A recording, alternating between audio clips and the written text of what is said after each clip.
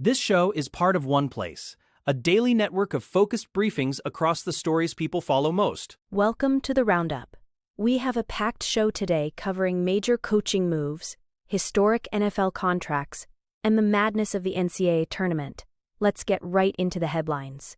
Roberto De Zerbi eyes Tottenham but requires Premier League safety. Cristiano Ronaldo provides a positive update on his hamstring recovery. Jackson Smith-Njigba signs a record-breaking extension with the Seahawks. Iowa stuns Florida in a classic March Madness upset. The Big Ten dominates the opening weekend of the tournament. We rank the Sweet 16 teams by their title chances.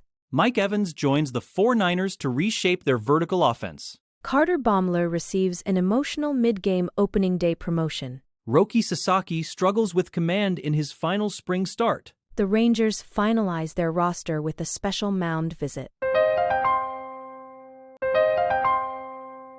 First, the Spurs coaching search. Tottenham Hotspur is making a bold move for Roberto De Zerbi, but there is a massive catch involved in these negotiations.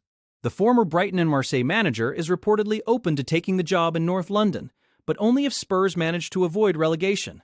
It is a surreal situation for a club of Tottenham's stature to be fighting for survival while planning for a high-profile managerial appointment. De Zerbi is currently a free agent after leaving Marseille, and while he is intrigued by the project, he has no intention of coaching in the championship next season. The details are quite specific, with reports suggesting a potential clause that would allow De Zerbi to walk away this summer if the club actually goes down. Spurs are currently reeling after a heavy 3-0 loss to Nottingham Forest, which has left interim coach Igor Tudor's future in serious doubt. Tudor has struggled significantly, losing 5 of his 7 matches in charge. While De Zerbi's expansive attacking style is highly coveted by teams like Manchester United and Liverpool, he seems genuinely interested in the Spurs' job, provided they can navigate this final 7-game sprint to preserve their top-flight status. Now to Cristiano Ronaldo's health. Cristiano Ronaldo is reassuring fans that his recovery from a significant hamstring tear is going well. The 41-year-old Al Nassr superstar took to social media to share his progress, posting images of himself performing targeted leg exercises and upper body stretches. This injury, which occurred in late February, initially sparked fears that his season or even his international career might be in jeopardy. However, Ronaldo's message of getting better every day suggests that his return to the pitch is imminent. Despite his age, he remains a prolific force, having already netted 20 degrees for Al Nassr this season before the setback. Portugal head coach Roberto Martinez has also stepped in to quell any fears regarding the 22,256. Martinez confirmed that the injury is relatively minor and that Ronaldo should be back in action within a week or two. This international window is being used as an experimental phase for Portugal, allowing younger talents to step up while the veterans recover. The long-term goal remains the World Cup opener in Houston this June. Ronaldo's physical condition throughout the season has been remarkable, and both his club and country are counting on him to lead the line once he is fully cleared to play. Next, a massive NFL extension. The Seattle Seahawks have made a historic commitment to wide receiver Jackson Smith-Njigba, signing him to a 4-year extension worth over $168 million. This deal makes him the highest-paid receiver in NFL history, with an average annual salary of $42 million. It is a staggering amount of money. But Smith-Njigba earned it after a record-breaking 2025 season where he caught 119 passes for nearly 1,800 yards.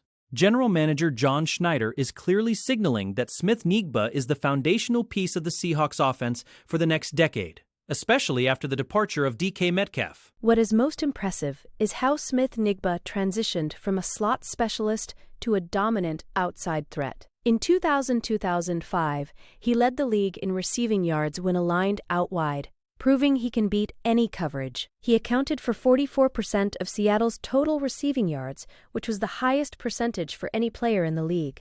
By securing him through the 2031 season, the Seahawks are prioritizing their homegrown talent. Even as they lost key defensive pieces in free agency, Schneider is betting big on his Offensive Player of the Year to keep the Super Bowl champions in contention for years to come. Moving to March Madness action. Day 4 of the NCAA tournament delivered the kind of drama fans live for, highlighted by Iowa's stunning 73-72 upset over top-seeded Florida. The Hawkeyes trailed by 12 late in the second half, but used what coach Ben McCollum called irrational confidence to claw back. The game ended on a dramatic corner three by Alvaro Folgueras after Florida attempted a risky late-game fouling strategy. This victory marks Iowa's first trip to the Sweet 16 since 1999, ending decades of postseason frustration. For Florida, the loss continues a trend where reigning national champions struggle to make deep runs the following year, leaving the field wide open. In the East region, St. John's also ended a long drought by punching their ticket to the Sweet 16 for the first time this century. They defeated Kansas 67-65 thanks to a heart-stopping buzzer beater by Dylan Bell's Darling. While the game was a bit of a grind for the first 39 minutes, the finish was pure magic. St. John's capitalized on some defensive lapses by the Jayhawks to secure the win as the clock hit zero. It is a massive moment for the program and adds another layer of unpredictability to a tournament that has already seen several heavy hitters fall earlier than expected. Now, the conference breakdown. The Big Ten has emerged as the clear winner of the tournament's first weekend, sending 6 teams to the Sweet 16. This dominant performance gives the conference a legitimate chance to end its 25-year national championship drought. Michigan leads the charge as a number 1 seed, but the depth of the conference is what is truly impressive. In contrast, the SEC has struggled significantly. Despite entering the tournament with 10 bids, only 4 SEC teams remain.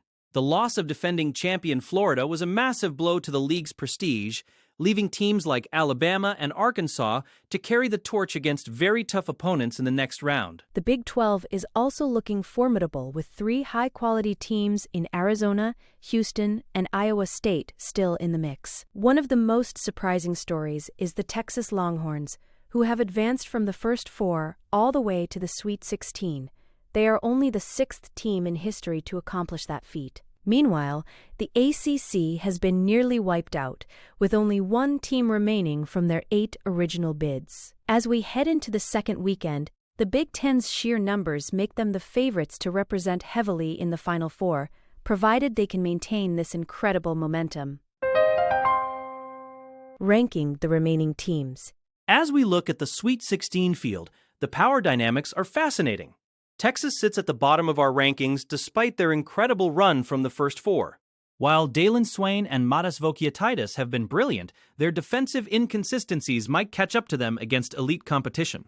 Nebraska is another interesting case, sitting at 15.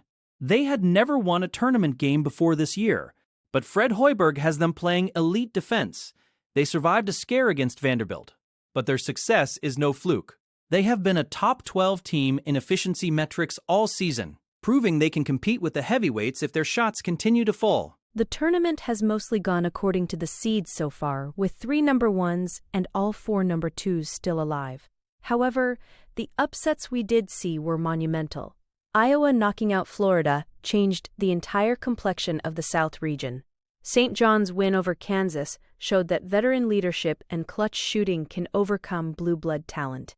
As we rank these teams by their title chances, it is clear that the path to the championship will likely go through the top seeds, but the Cinderella potential of teams like Iowa or Texas keeps the excitement high as we move into the second weekend of play. Next, the 49ers' new weapon.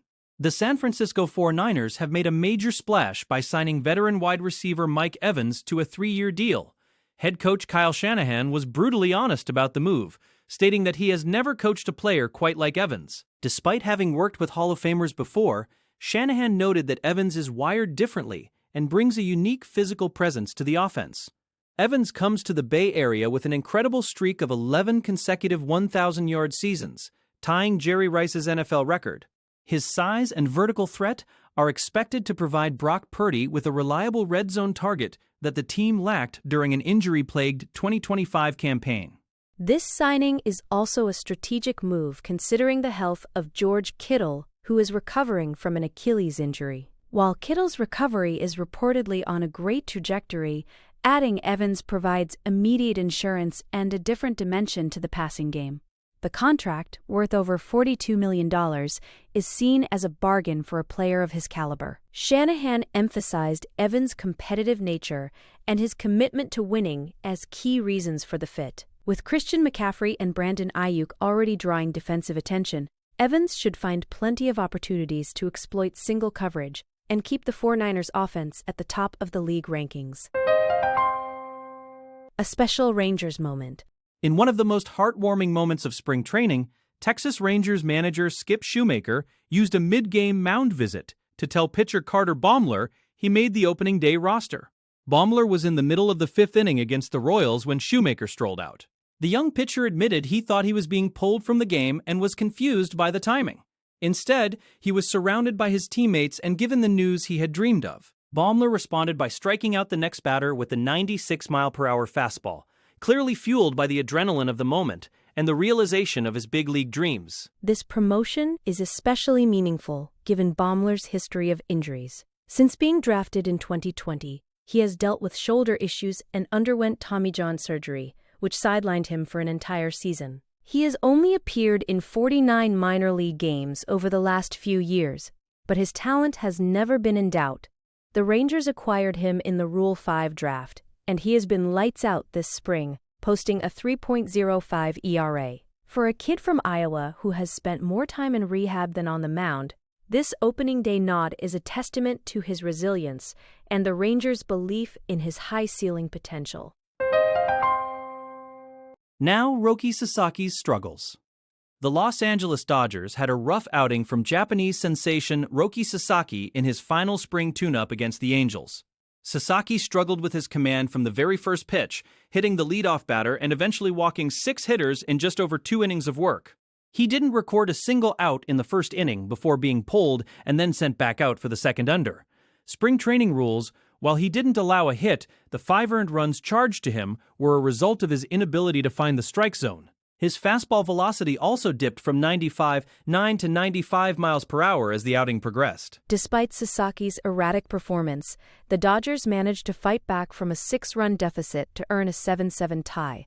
Home runs helped chip away at the lead, and the team showed great resilience late in the game. For Sasaki, this ends a difficult spring where he posted an ERA over 15 across less than 9 innings. His secondary pitches, specifically his cutter and slider, failed to land for strikes at all during this final appearance. The Dodgers will need to figure out if these command issues are just a temporary adjustment to the MLB ball or a deeper concern as they head into the regular season with high expectations.